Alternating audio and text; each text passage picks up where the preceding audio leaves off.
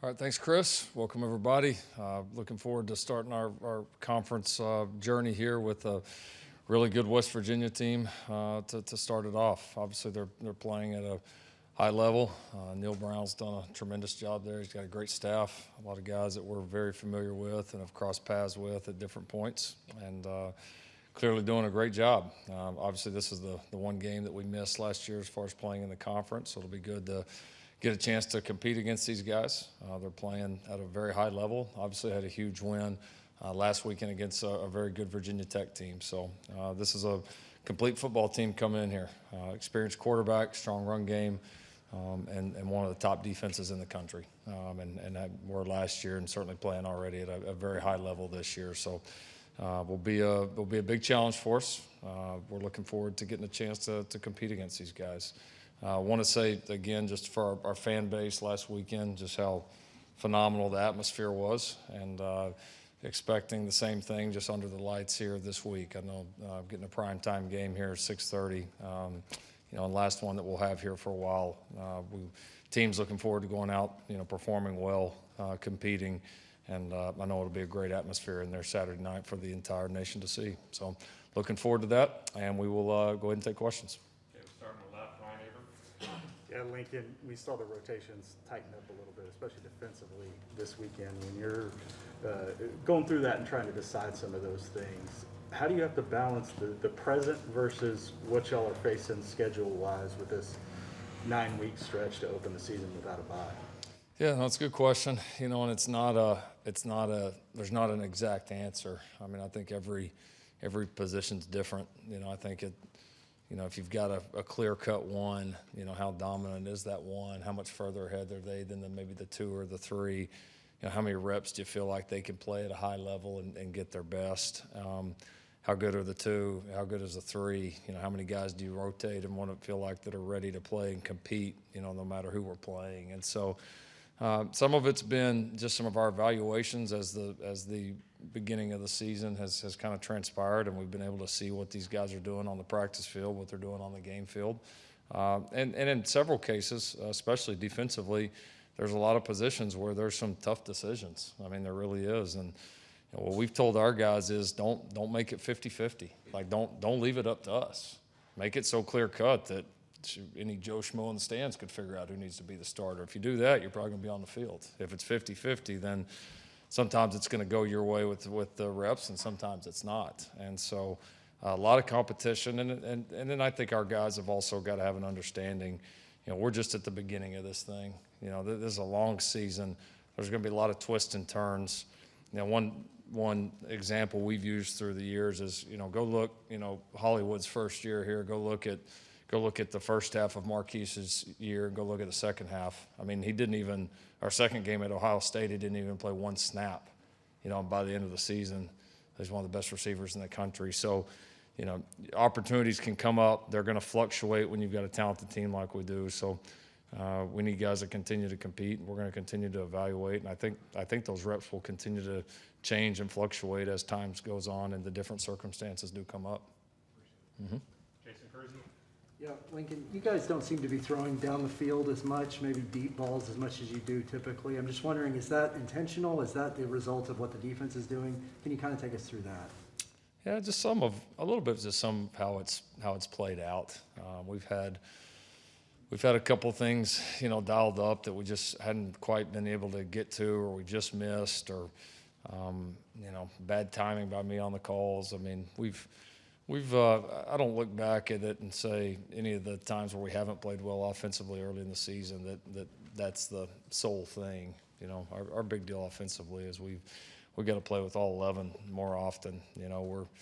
We're doing some good things, and actually probably from when I left the field Saturday afternoon to getting to watch the tape, we played actually a little bit better offensively than I felt leaving. I wasn't real happy about it when we left the field, but we did some good things. It was a low possession game. I mean, in a normal possession game there, we probably, even not playing up to our level we expect, we probably still score 35-ish, somewhere in there. It's just, and then nobody's saying anything about it. So we need to play better. That's the bottom line for us. We need to play our good is plenty good enough. We need to play more consistent across the board. And I would say it's pretty symptomatic at every position. Every position level's playing pretty decent. You know, we don't need anybody to be a lot better. We just need everybody to be a little better.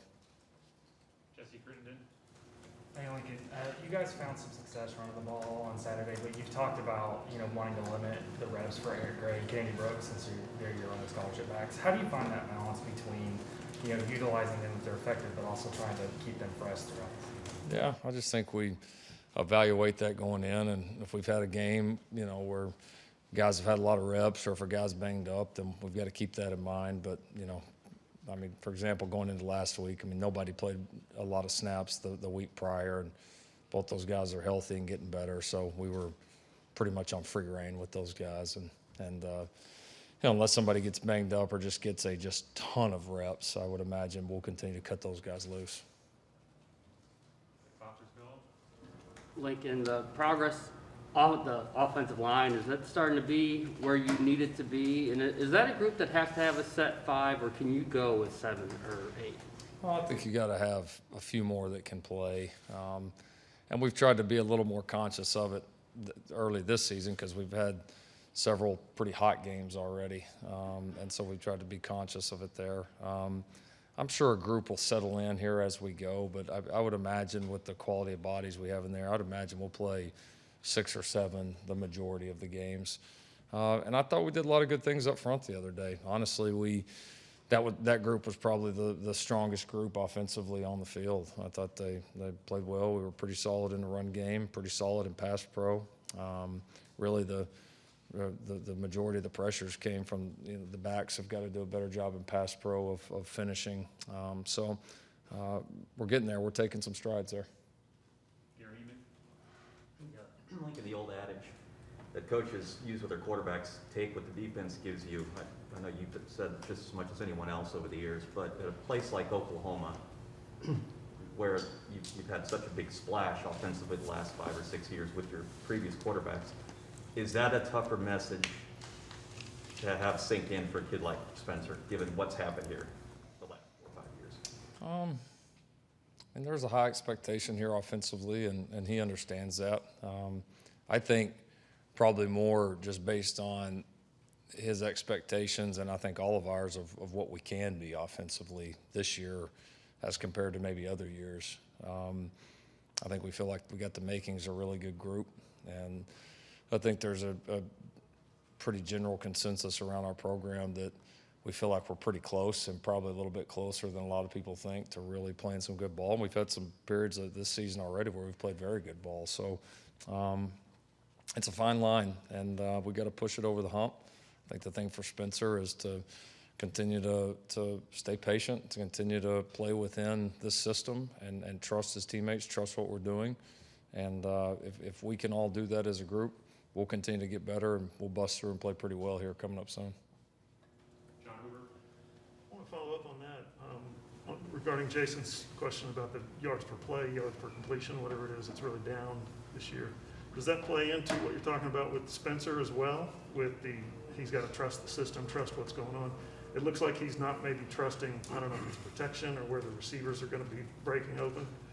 Looks like not all of it's on him, obviously, but it looks like a lot of those decisions are coming from his arm. I wouldn't say that's accurate. I mean, I don't think there's one position group that I can look at and says been completely outstanding, and there's certainly not been one position group, including his, that's been below average. I mean, we've just kind of all been okay, and we've kind of all took our turns. I mean, we played, you know, we've had some periods we played phenomenal against Tulane the first half. We played pretty phenomenal the entire second game, and then the beginning of Lay's last 2 games, we played excellent against a really good group. So, I mean, we've had our periods. We've got to be able to sustain it, to have more consistency across the board. And again, it kind of goes back to what I said. We don't need anybody to be a lot better. We need everybody to be just a little bit better. We're that close. Jenny Carlson. Lincoln, you guys keep bringing in really good receivers, and they keep producing. But Drake Stoops, walk-on, keeps getting on the field, keeps making catches and plays. What is it about him that just enables him to continue to find a way? He's gotten a lot better. I mean, he carved a role out for himself last year with I think just how well he knows our system, being a guy that you could trust him to do his job every single time, trust him to make adjustments, to understand kind of the broader scheme. You know, you trust how hard and fast that he played. This year, I think different in that he's in a good place physically, you know, better than he's ever been. He's really got a great feel for setting people up and winning on routes, and he's become a guy that, you know, is not just in now kind of because we trust him. He's in because we want to get him the ball. We want to use him. I mean, he's just gotten better. I mean, he really has. He's better in every way. So, you know, regardless of where any of these guys came from, it's about what you do with the opportunity, and he's made the most of it, and, you know, just continues to make big strides for us. Yeah, Coach, you've had a couple of situations here where your defense has had to make some stops late in games to get you wins. How does that help you in terms of identity, how you guys view yourselves heading into Big 12 play? You know, I think regardless of who's out there at the end, we have confidence in whether it's our defense, offense, whatever it is, to make plays in the end to win games, and something we've taken pride in, and we understand as a football team that you are going to have to win different ways, and finding ways to do that is not a skill you want to overlook. So it's great to see our defense do that. We have played very well in some critical situations.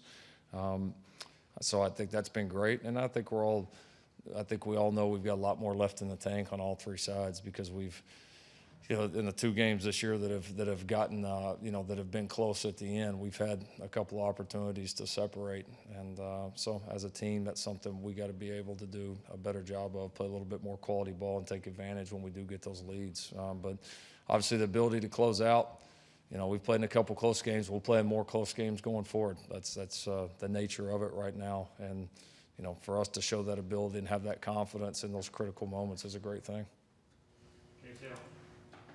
Lincoln, West Virginia comes into this game with one of the best defensive tackles in college football. You've told us before how difficult that is to game plan against that. Talk about them defensively and what you're running into Saturday. Yeah, great group. You know, it'll be a really good defensive front. They're experienced at linebackers, very experienced at safety. Got a corner that's played a lot. Got a couple transfers that came in the DBs. And really, they had missed a beat. You know, they lost some good players from last year, but they're playing at a very high level. I mean, they are. They can rush the passer. They've been good against the run. They do some really good things schematically. You know, so they're challenging really at all levels. So it'll be a good test. You know, we didn't obviously get a chance to get that test last year, and they were playing at a high level. But it'll be obviously a good test for us offensively, and hopefully we'll play well and be a pretty good test for them too. Lincoln, was curious about Jalen Redmond, kind of just where is he in terms of where you thought he'd be about right now coming back, and also it seems like Isaiah Coe is kind of giving you guys a bit of a shot in the arm on the defensive line. Yeah. No, I think Jalen is he's doing well. He played really well for us the other day.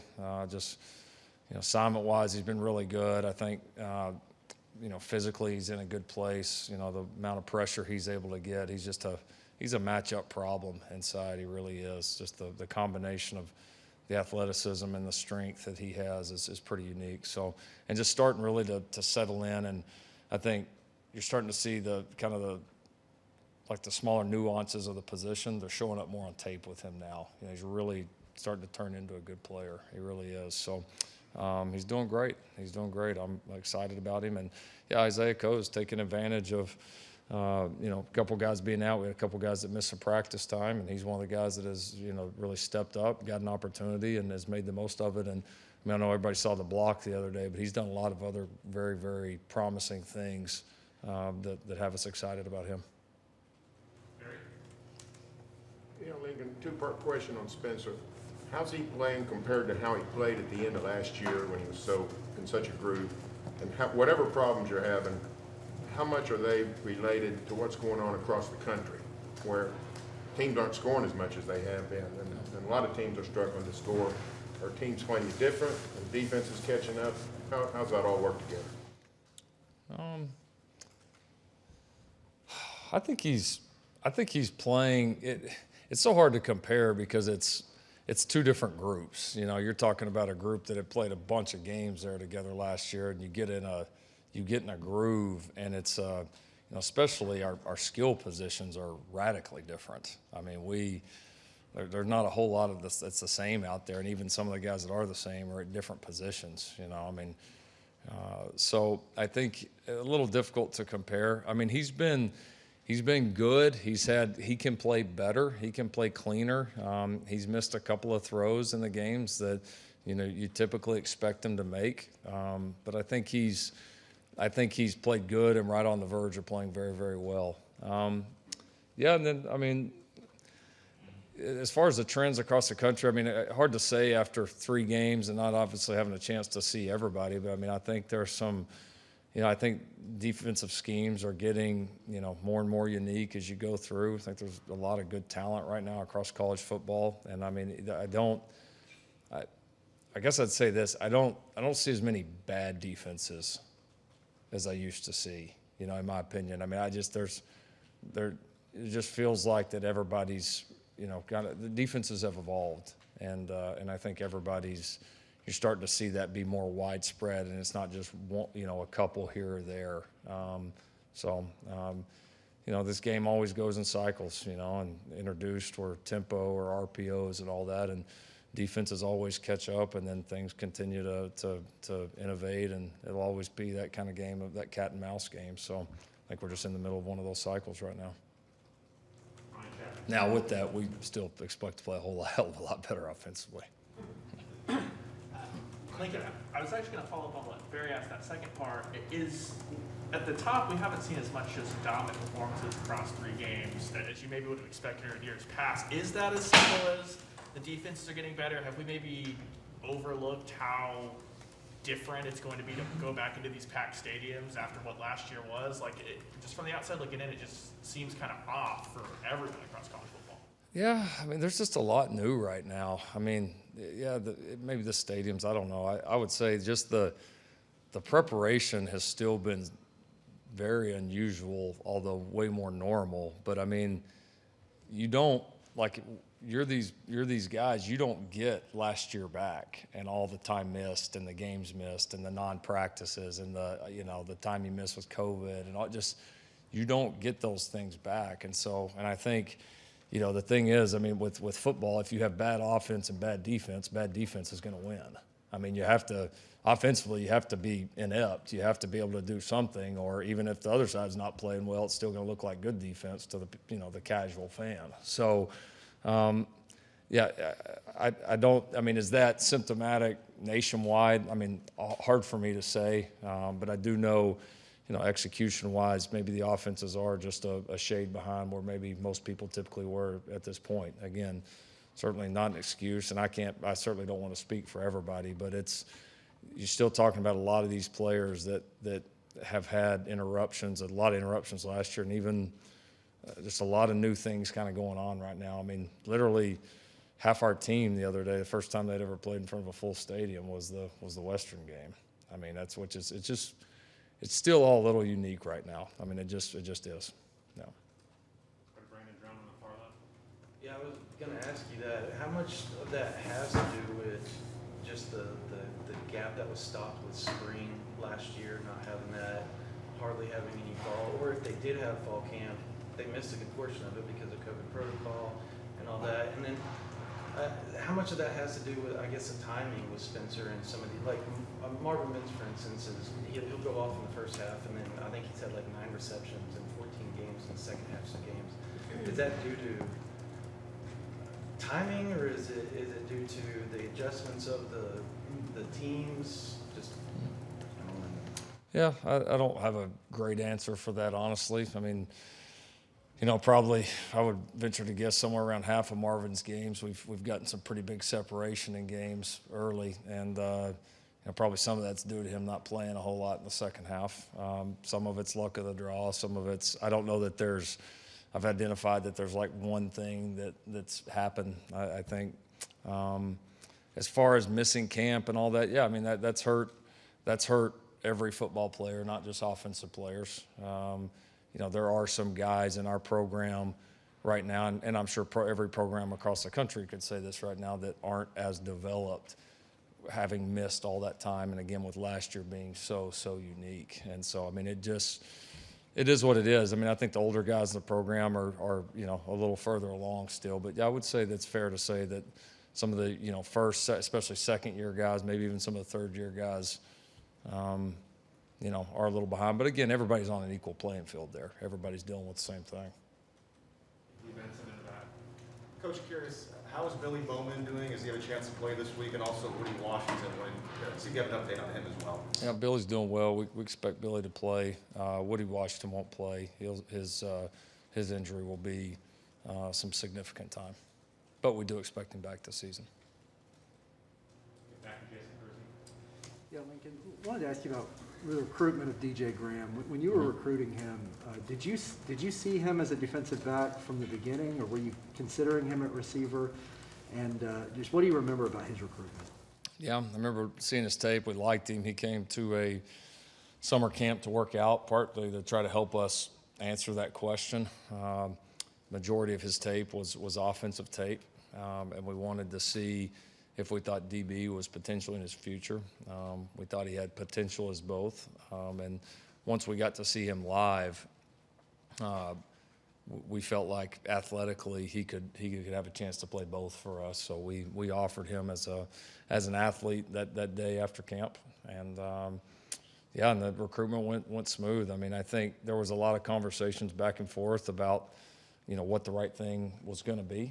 And I think it took some trust, certainly on his and his family's part, to kind of help trust us to guide him that way. Some of it being evaluating his skill set and where would he best have a chance to play and succeed, and also looking ahead at the team and, you know, where do you have maybe that bigger opening to possibly get on the field early in your career. And everything about it made sense as a DB, and he was on, and he was kind of halfway on, halfway off early. Not maliciously. I just think he was trying to really convince himself that this was the right thing. And I think as he got the hang of it, he got out there, he had some success. You know, I think he's pretty fully convinced now. So it's been a good move for him, the right move for him. Lincoln, Jeremiah Cradell, I guess a lot of people probably expected he would have seen a lot of snaps with Billy out. Has he been healthy, or is he one of those cases that's made it 50-50? Yeah, a little bit of that, and he's had a couple health things that he's battling through as well. But he's done a good job. Yeah, I would say he's been one of those guys kind of right in that pile of players that's pushing to play more. And but he's done well. He's practiced well. It's been kind of good to have him back here full time. So we'll just, like I said, it's kind of a competitive group with a lot of intriguing options with, you know, Broyles and Lawrence and you know, Turner Yell all able to come down there and play that position as well. So we've got a good group that we're trying to sift through.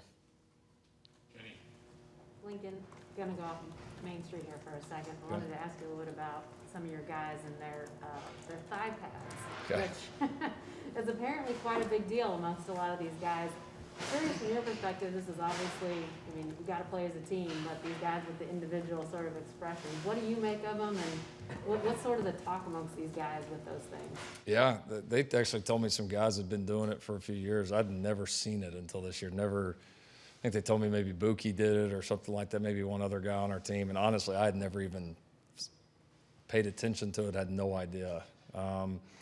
Yeah, you know, the question was asked. You know, we looked at it from the NIL perspective and we told the guys obviously can't have a NIL attachment to it. You know, can't be a brand, anything like that. But, you know, for me, we put their names on the back of their jerseys too. You know, so I mean, so if we put your number on your thigh pads, like, who cares? I mean, you know, if it's something that's egregious or something that I think, you know, is taking attention away, something that's you know, not good for the uniform, you know, because that's fine. But I mean, to say we all look the same, we all have our names on the back too. So I mean, I want to give our guys some small windows within the framework of the team to, you know, express themselves, show any individuality, and that to me was not a big deal. And I've been asked other things, I promise, that I've axed, but I didn't axe that one.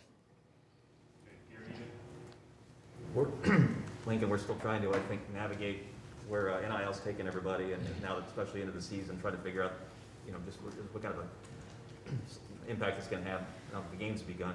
Are you still out in front of your guys, making sure they're on point as far as take care of business here first, and then the opportunities will come? And are you comfortable with how they're responding to that? Yeah, no, I think our guys have done a great job. They've done a good job communicating kind of with our processes when these things have come up. And one thing we pushed early on our guys was, you know, to have a schedule and obviously minimize it during season. And if you do it, get it done early in the season and not letting it stand in the way of academics or football. And we really, I got to be honest, I mean, among our walls, I mean, we still check in with our guys about it, talk about it, all that, but it hasn't probably been as big a topic as what maybe people on the outside might think. I mean, I think our guys, for the most part, have handled it well. I'm not aware of any, you know, distraction that's come up or something that I've had to address up to this point. Not saying it won't happen, but I don't think the NIL has had any impact on our season up to this point, which is where we want it. James Hale? You know, your special teams, it looks like to be one special teams battle in every game. Everybody talks about breakage. Our first chance to see Turk for the first time really helped you out. And one that he really had a chance to kick, and the others he was trying to get inside the 20. It looked like to me he's going to be a tremendous weapon. You look at him as a weapon for you? Oh, absolutely. No, he's a talented guy. You know, he obviously did a great job pinning him down the other day. Didn't hit a great ball coming out of the end zone. You know, and obviously we know he can be a lot better there, but no, he's a gifted guy because he's got power. He's got the ability to place the ball where you want it placed, and then his hang time when he hits his normal ball, not even a big one, is pretty impressive. So no, he is, and he certainly, you know, as these games unfold, I mean, his ability is a factor, you know, in the decision making when we get in those situations for sure. Okay, and back to Brian Ingram. Yeah. This is, obviously 2019, or 2020, you didn't get to host recruits very much. How has it been hosting recruits now? Obviously, since COVID's back, is it different than how y'all used to approach it, even with COVID? Just kind of curious on that. Yeah, part of it just feels different because, like you said, it's been so long. You know, kind of got used to last year, before games, after games, you just coach the game and that was it. And obviously a little bit more to it now. So kind of getting back in the flow.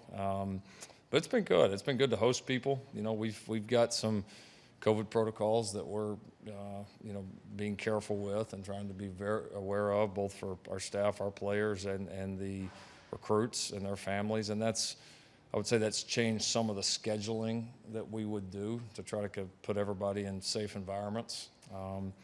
But other than that, it feels kind of like it used to feel, and it's been good to be able to have people here and see families and sit down and meet with them and, you know, have them over to our homes. I mean, all those things. So I think it's been very positive, and certainly it's really positive when you can go put recruits in an atmosphere like we've had here the last 2 weeks. So that makes it, again, our fans, you can't, probably hard for you to even imagine the impact that has. Any more questions? All right, thanks everybody.